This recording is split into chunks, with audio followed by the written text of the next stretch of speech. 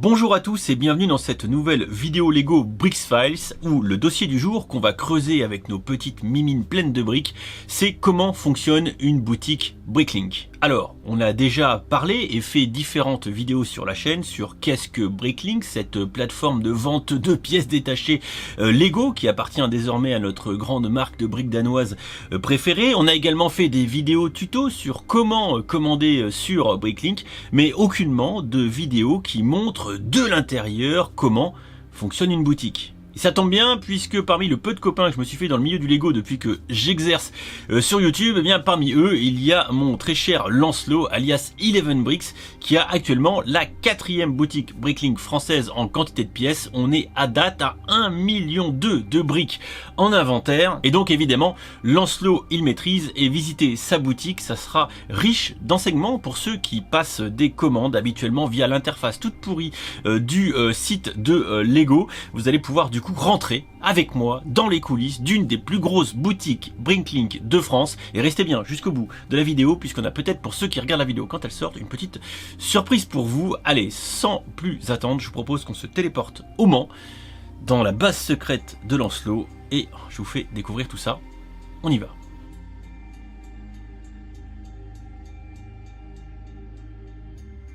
C'est parti, nous voici au Mans et je vous propose qu'on aille découvrir Lancelot dans sa nouvelle tanière suite à l'ampleur incommensurable qu'a pris ses activités de vente sur internet de briques danoises. D'ailleurs il nous accueille dans son tout nouveau bureau garni de petites spécialités du Berry. Je ne sais absolument pas ce que ça fait là. Salut Lancelot, est-ce que tu peux du coup te présenter et nous rappeler un petit peu quelles sont tes activités qui sont totalement licites dans le domaine de la brique danoise? Bonjour à tous, je m'appelle Lancelot Lemoine. Vous m'avez vu donc plusieurs fois dans des vidéos de Dimitri qui parlait de la thématique Bricklink. Je suis donc vendeur Bricklink et Brickall depuis maintenant 4 ans. Je vais vous présenter donc les nouveaux locaux suite à l'augmentation de l'activité, donc c'est la V3 de la boutique. Et on en profitera pour vous présenter les différentes étapes de mon travail. Allez, on y va. Par contre, attends Lancelot, c'est quoi cette pancarte que tu as mis sur ta porte là? C'est quand même pas très sympa. Après, si tu te sens visé, c'est pas de ma faute, mais là, normalement... Eh bien, vous savez quoi? Je vais braver l'interdit. Ah, hop. Allez, Lancelot, je te laisse passer devant pour nous faire la petite visite guidée. Et je découvre en même temps que vous. C'est impressionnant. Ouais, quand même. Lancelot, juste vite fait, avant qu'on détaille ensemble un petit peu les étapes de l'activité de bricklinker, de vendeur de pièces détachées Lego, combien as-tu de pièces en stock? Alors là, on a atteint le million et il y a à peu près 7200 références de pièces. Ouais, quand même. Écoutez, c'est tout bonnement impressionnant, mais avant qu'on s'extasie un petit peu plus sur tout ce qu'il y a dans cette boutique, on va procéder par étapes. Et la première étape, c'est donc l'achat des boîtes, la récupération de la matière première, à savoir la brique danoise. Donc il s'agit de boîtes, tout thème confondu, de divers gammes. Et des tailles variables. Ça peut être des petites boîtes comme des grandes boîtes. Et du coup, concrètement, ça représente quelle part de ton activité de finalement arriver à te fournir dans de bonnes conditions pour alimenter ta boutique? Je dirais qu'il me faut environ entre 4 et 5 heures par semaine pour chercher des boîtes, identifier les boîtes intéressantes.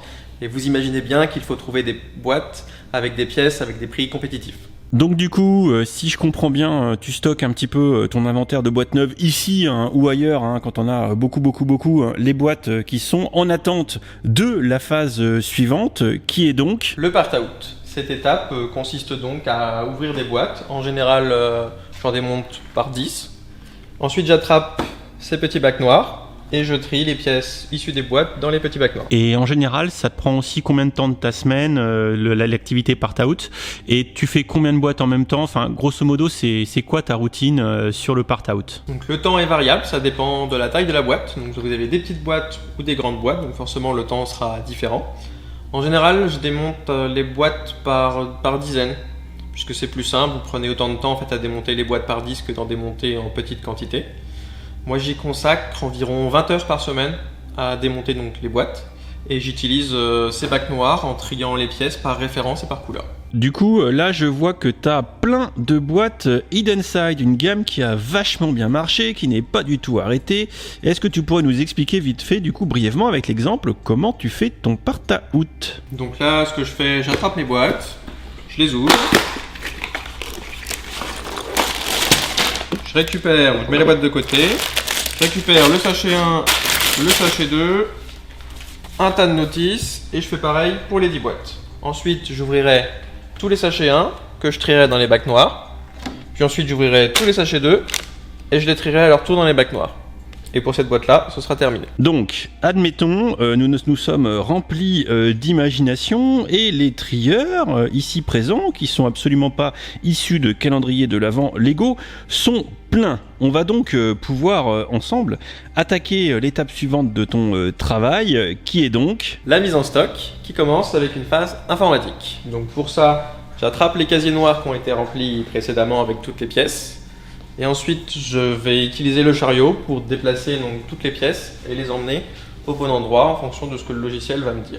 Sachant que le logiciel est capable de me dire si une pièce je l'ai ou si je l'ai pas. Et donc si je l'ai pas, je crée un nouveau casier. Donc du coup ici tu as le logiciel qui te permet de rentrer en stock par exemple tes 10 boîtes ici Hidden Side, ça te dit si tu as ou pas déjà la pièce dans ton stock, on a bien compris. Physiquement on les imagine, les pièces triées sont ici dans les petits casiers et ensuite tu vas venir transférer tout ça dans tes trieurs. Il y en a beaucoup et la référence que tu crées à chaque fois, donc explique-le-nous, tu disais ces petites références qu'il y a là qui sont propres à ta gestion de stock, c'est ça? Tout à fait. Que tu crées à chaque fois pour les nouvelles pièces.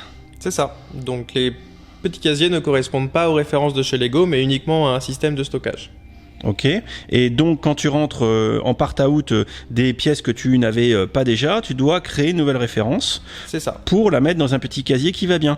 Donc du coup là concrètement, il y a aucun lien de cause à effet des pièces les unes par rapport aux autres, c'est-à-dire il n'y a pas toutes les tildes 2 par 2 les unes à côté des autres, c'est tout mélangé en fait. C'est ça, il n'y a aucune logique en fait dans le système de tri, mis à part le numéro. Voilà, donc c'est-à-dire que si on recule, il n'y a aucune raison que par exemple tu aies toutes les tiles ici, toutes les plates ici, enfin c'est pas du tout comme ça que tu gères. C'est ça. Bon, si ce n'est que quand même, dans ces casiers-là, et on va se promener un petit peu tous les deux, tu as majoritairement donc des petites pièces ici, c'est ça? C'est ça, uniquement les petites pièces ou les très petites pièces en grosse quantité. D'accord. Et là, tu as donc derrière les boîtes neuves qui arrivent et qui sont ici, on va faire le tour. Excusez-moi, on fait le tour, voilà. Là, ici, par exemple, tu as quoi comme pièce? Là, ce sont donc des grosses pièces qui prennent donc du coup beaucoup de place, ou alors des pièces moyennes qui sont en très grosse quantité. Voilà, donc on voit ici par exemple des briques de 2 par 2, de la plate avec les petits capots, de la tile, vous voyez, de grillage comme ça, la tile de 2 par 2 avec 2 tenons. Et un petit peu tout, des séparateurs de briques, des démontes pneus ici, voilà, ici des grandes caisses, regardez, avec de la brique. Voilà, donc des très grandes quantités. On continue ici, donc là tu as des casiers qui sont un peu plus grands que la première rangée qu'on a vue. Comment ça se passe? Ici, donc des casiers un petit peu plus grands qui permettent de stocker des petites pièces dans des grosses quantités ou des grandes pièces dans des petites quantités. L'essentiel étant que les pièces occupent tout l'espace qui leur est imparti, tout en sachant qu'il faut rester efficace et gagner en rapidité pour la préparation des commandes. Pour vous donner un ordre d'idée, j'ai environ 1800 casiers de cette taille-là. Et là, vous avez donc 3 rangées de boîtes légèrement plus grandes qui permettent de stocker plus. Il y en a environ 500. Par exemple, une grosse pièce en petit volume, la porte des livres Harry Potter. Ou alors le contraire, une petite pièce en gros volume, comme une tile 1 par 2 en verre sable. Donc vous l'avez compris, un bon bricklinker range bien ces briques, et évidemment problématique de taille, de quantité à devoir maîtriser pour bien arriver à ranger ces briques danoises dans tous ces casiers pour s'y retrouver et surtout et finalement préparer l'étape suivante qui nous permet de gagner notre coût et qui est chichi, churros, beignets, 2 €, qui veut? Je plaisante évidemment, il s'agit de la préparation des commandes. Vous vous en doutez, sans commande, pas de travail, donc pour ce faire j'utilise ma tablette, La tablette me donne donc dans l'ordre les références des pièces que le client a commandées. Pour ce faire, j'utilise mon chariot, un petit gobelet du Lego Store, et ensuite il suffit de me déplacer avec mon chariot pour récupérer les pièces de la commande. Et du coup, là, j'imagine que ce sont donc les commandes qui proviennent soit de Bricklink, soit de Brickall ou que sais-je. Et comment tu fais le lien avec tes petits numéros de casier qu'on voit derrière et qui te sont indispensables pour aller remplir tes jolis gobelets volés en Lego Store? Ce gobelet, je ne l'ai pas volé, j'ai payé la consigne. Blague à part, dans la partie précédente, j'ai affecté un numéro de casier à une pièce et c'est ce même numéro de casier que l'on retrouve sur la liste des commandes clients. Et cela me permet de remplir ce petit gobelet que je n'ai pas volé. Alors tu nous dis que tu l'as pas volé, Lancelot. Alors jusqu'à preuve du contraire, j'ai pas vu le ticket de caisse moi. Alors je dis ça, je dis rien. Bref, petite précision par rapport au process que vous venez d'observer de fonctionnement de boutique Bricklink. Bien évidemment, on ne l'a pas dit, mais les casiers sont rangés à peu près dans un ordre chronologique de numéros. Voilà, ce qui fait que grosso modo, pour vous la faire simple, le casier 600 est à gauche du casier 800. Et puis également, Lancelot a une bonne mémoire, donc il sait à peu près se repérer dans sa boutique, fort heureusement, pour aller rapidement quand il prépare ses commandes, puisque si c'était moi à sa place, je mettrais 3 plombes et on serait peut-être pas très rentable. Sur ce, on retourne voir Lancelot qui va nous expliquer ce qui se passe après que les commandes aient été préparées. Et pour la dernière étape, vous vous en doutez, il s'agit de la phase d'expédition. J'emballe et j'expédie vos commandes au moyen de différents matériaux, donc les cartons, les enveloppes bulles et des sachets zip. Les pièces de Lego étant fragiles, j'apporte beaucoup de soins à la préparation des commandes afin que les pièces de Lego n'arrivent pas à abîmer.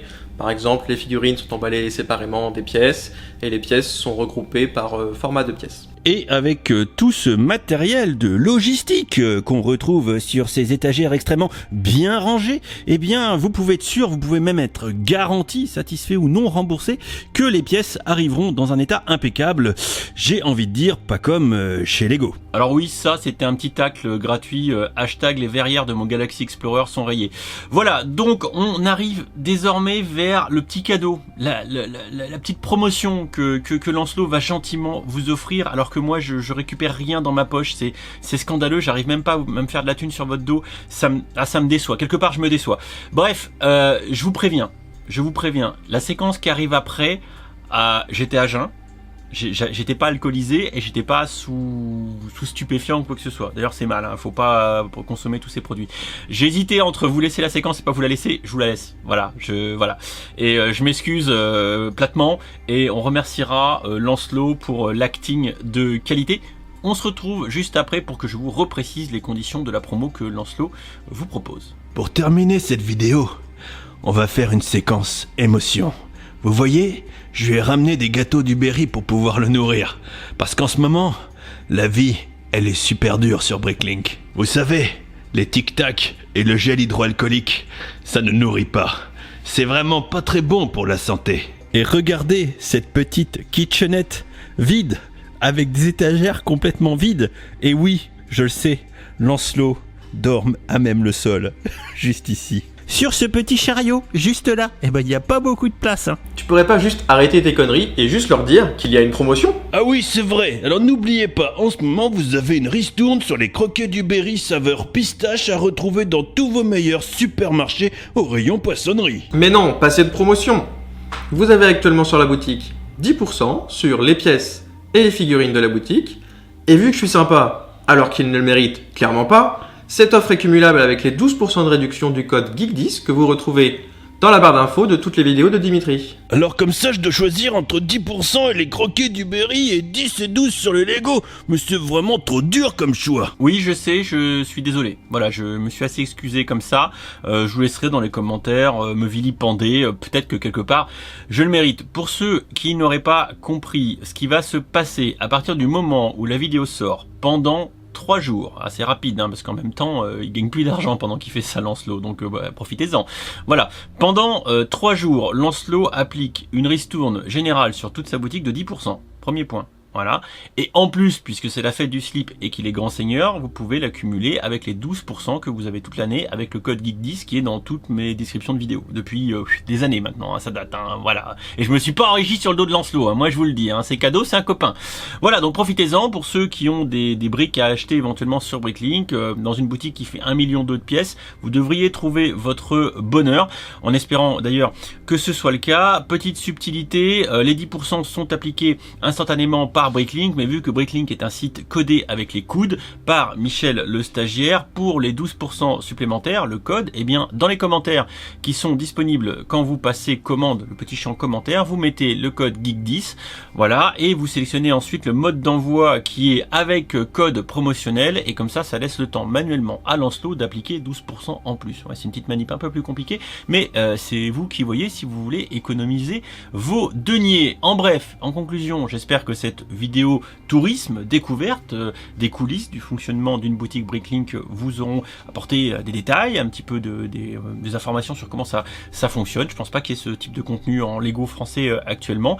Ça vous permettra de connaître tout le boulot qu'il y a derrière, de la phase de préparation à la phase logistique évidemment, et la phase emballage, etc., pour que les produits arrivent en bon état. Hein. C'est intéressant. Et également, ça vous permet de comprendre pourquoi des fois les vendeurs Bricklink, et ici évidemment Lancelot est l'exemple, c'est mon copain, donc c'est l'exemple, mais il y en a d'autres des boutiques Bricklink, et à n'en pas douter que beaucoup fonctionnent de manière à peu près similaire. C'est un mode de gestion de stock à peu près standard, il n'y a rien à réinventer, surtout pas la poudre, le cas échéant. Voilà, donc ça vous permet aussi également d'avoir un petit peu d'indulgence et de bienveillance envers les boutiques Bricklink qui doivent vous préparer les commandes, et ça prend un petit peu de temps. Bon, en même temps c'est leur boulot, on va pas les plaindre, hein. Voilà, ils se nourrissent grâce à nous, les fans de Lego. Bref, n'hésitez pas à laisser en commentaire de la vidéo ce que vous en avez pensé. Cette conclusion est bien trop longue, donc je vais m'arrêter ici et je vais retourner voir Lancelot pour mon paiement, parce que attends, une vidéo Lego, c'est pas gratuit quand même. Hein. Vas-y, c'est bon, Lancelot, file-moi le sac. Donc pour le paiement de la vidéo, attends, fais voir ce que t'as mis dedans. Ouais, non, mais vas-y, file-moi une boîte en plus quand même, tu te déconnes pas quoi. Ouais. Attends, puis en plus c'est quoi? Non vas-y, porte-la, j'ai plus assez de mains moi pour me ramener tout ça. Merci Lancelot, puis ça me fait quand même super plaisir là d'avoir fait une vidéo pour toi comme ça. Franchement, c'est plutôt cool, et puis c'est quand tu veux. Allez, salut!